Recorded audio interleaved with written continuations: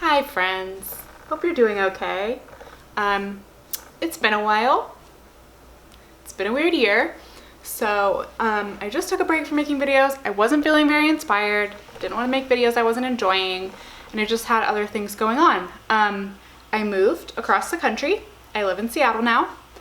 I started school, I started graduate school, so that took up a lot of time, and I've just been, honestly, as the pandemic's gone on, makeup has not really been a priority for me anymore. I still love it and enjoy it, and if that's content that people are interested in continuing on this channel, then I'm happy to do it, but I wanted to kind of pivot my content in a different direction. So I have been a knitter and a crafter and a maker of all sorts of things for my entire life. My mother is one of the most creative people I know. She's always been making things and taught and encouraged me to make things as well. So as long as I can remember, I've sewn and knitted and crocheted and painted and just had the freedom and opportunity to make things. And it's always been something I've enjoyed. That's been a really wonderful stress reliever and creative outlet for me. And I've always knitted throughout my life, but kind of picked it up in fits and spurts. I was doing it when I was young, and then I did it for a little while in middle school, and then I did it for a little while in high school, and then didn't really knit much in college. But then after I graduated, when I wasn't in school anymore and had more free time after work, I picked it up again just as a way to pass the time and have not really put it down since. And then recently, as the pandemic's been happening, obviously I've had a lot more time to just be at home and to continue knitting, so I've taken on some bigger projects and just am now knitting all the time. I really enjoy it, and I've been looking for knitting content on YouTube that I really enjoyed, and crafting content and making content, and there are plenty of wonderful knitting and crafting and maker creative channels on YouTube, but just nothing that was quite to my taste. So I figured that's a niche that I can fill if people are also looking for that content. So I'm not going to become like a fully knitting account, but just want to bring more things that I'm passionate about and care about and share with strangers on the internet. So I figured I would just start this video by showing you some of my recent knitting projects, talking you through them, and just kind of doing a little mini pattern review of stuff that I've made recently. This is not an exhaustive list of everything I've made recently. I have a lot of things that I've given away or taken apart because I just didn't love the way that they turned out. So I will put pictures of other projects that I have at the end of this video, but I just wanted to talk you through some projects that I've worked on lately. I will link all the patterns that I have below, or that I have used below for you if you're interested. And with that, I'll just get into it. So the first thing I'm going to show you is the first sweater that I ever made, which I started last spring, I think before quarantine, and then finished probably last April or May. This is her. This is the Paloma sweater by Espace Tricot, which is a Canadian company from Montreal. They have a yarn store, and they also have free patterns on Ravelry and on their website. So this is the sweater. It's kind of a cropped mock neck, twisted rib, and then it just has wide sleeves, kind of. There's no decreases or anything. They're the same width all the way down with a twisted rib cuff, and then it has this really pretty kind of ribbing detailing on the sleeves as well. I made this out of a reclaimed cashmere wool. So it was previously a sweater that I purchased at a thrift store. It was really felted, and so I took it apart and used the yarn for this.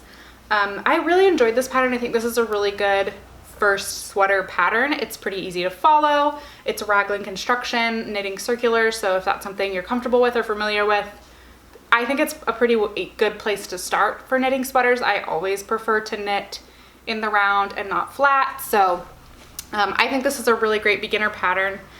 Teaches you a lot of new techniques, but it's not super challenging. I wouldn't knit this in cashmere again. As much as I love cashmere, it's just really floppy. I think a yarn with a little more structure would be great.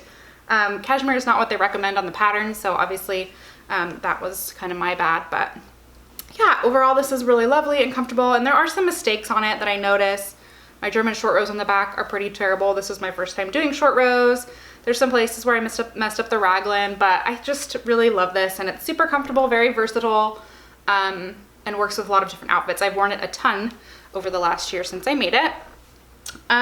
The next sweater I made I actually frogged because I did not follow the yarn gauge suggestion and it was way too small, but I'll put a picture of it here so you can see. It was a Fair Isle colorwork sweater that was really pretty. It just didn't fit. And then I worked on another Fair Isle sweater that I frogged because it wasn't right. And so I worked on some other projects since then, worked on some Christmas projects and things like that.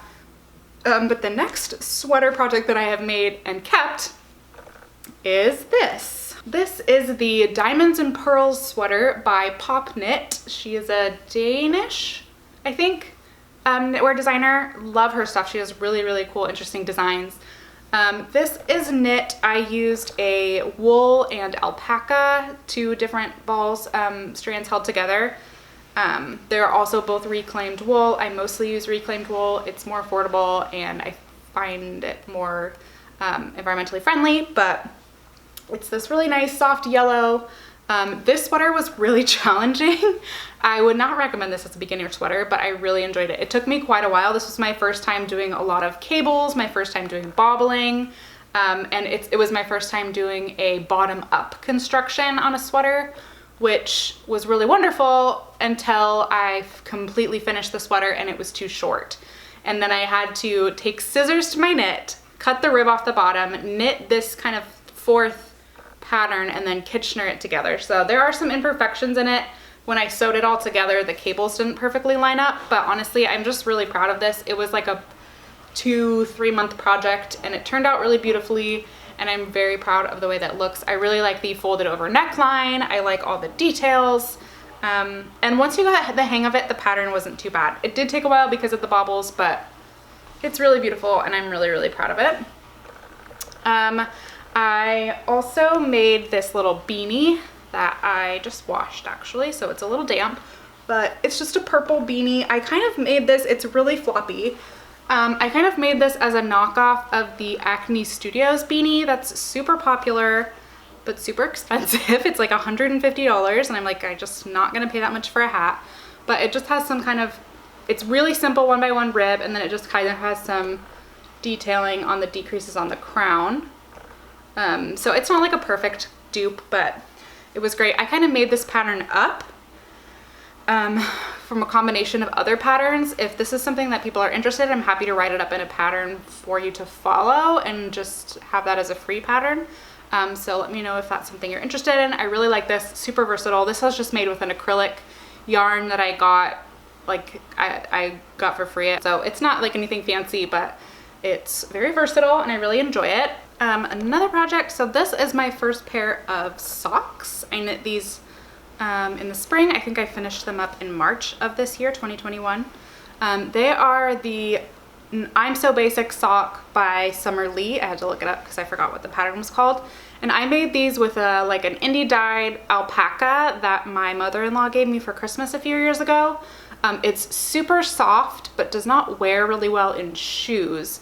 So these are more of like a house sock. I think alpaca is just a little bit too soft and delicate to wear for like hard wearing socks, just because it will kind of pill up really easily, but they're super cozy. They were a very easy to follow pattern. For the contrast color, I used the same yellow that I used for that previous sweater that I showed you. Yeah, so it's just a top-down construction, 2x1 rib, I think, on the top, gusset, heel flap, and then all the way down to the end. They turned out really, I'm really happy with the way they turned out. They're super comfortable, very soft, and now I'm making another pair of socks. So they're a good summer project, I feel, because they're not as hot to have in your lap and they're pretty portable. So these socks were great. Definitely recommend this pattern as like a beginner sock pattern. This is my holiday slipover by Petite Knit. I made this last fall and then pulled it out and reworked it and did some modifications to the pattern because it didn't quite fit the way that I wanted to. So it's a great pattern, and I would recommend it as well. It's a really good introductory knitting pattern if you kind of want to jump into knitting garments, but you're a little bit scared about a sweater. It's pretty easy because it doesn't have sleeves, and then it kind of introduces you to the way that a sweater would be constructed, and then you can master this and then add on sleeves. It's also made in quite a large gauge, so it goes really quickly.